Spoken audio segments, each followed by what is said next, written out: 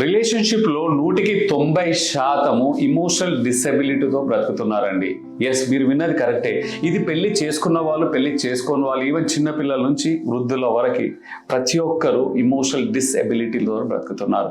అదేంటి అనుకుంటున్నారా?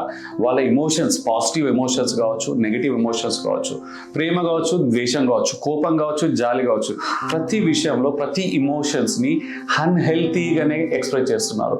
అంటే కైండ్గా ఉండడం అనేది ఒక మంచి లక్షణమే, కానీ అతిగా ఓవర్ కైండ్నెస్, జాలి ఉండడం మంచిదే, అతిగా ఉండడం మంచిది కాదు. అలాగే ఎలాంటి కైండ్నెస్ లేకుండా, ఎలాంటి జాలి దయ లేకుండా కూడా మంచిది కాదు.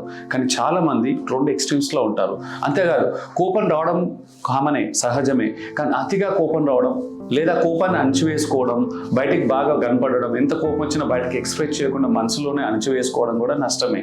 సో అతివృష్టి, అనావృష్టి ఇది కేవలం నెగిటివ్ ఎమోషన్స్కే కాదు, పాజిటివ్ ఎమోషన్స్ దగ్గర కూడా ప్రేమను పంచేటప్పుడు అతి ప్రేమ, డీపర్ లెవెల్ ఆఫ్ అటాచ్మెంట్, అతిగా అటాచ్ అవ్వడం కూడా మంచిది కాదు. అలాగే కంప్లీట్లీ డిటాచ్ అవ్వడం కూడా మంచిది కాదు.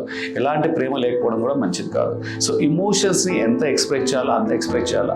మన బ్యాలెన్స్డ్ డైట్ ఎంత ఇంపార్టెంటో తినడానికి, అంటే right mix and blend of balanced diet అంటాం కదా, ప్రోటీన్స్, కార్బ్స్, ఫ్యాట్, మనం ఎలా తింటామో ఆరోగ్యానికి ఎంత అవసరమో బ్యాలెన్స్ అనేది, ఇమోషనల్ ఎక్స్ప్రెషన్లో కూడా ఆ బ్యాలెన్స్ అనేది చాలా ఇంపార్టెంట్. ఎంత అనేది ప్రతి వ్యక్తికి కొంచెం వేరువేరుగా ఉంటుండొచ్చు, కానీ బ్యాలెన్సింగ్ చాలా ఇంపార్టెంట్. అతి అన్న రెండు మంచిది కాదు. Two extremes is not good, not healthy at any point of time. మీరేమంటారు? మీ ఒపీనియన్ని కమెంట్స్లో షేర్ చేయండి. Stay blessed and stay connected.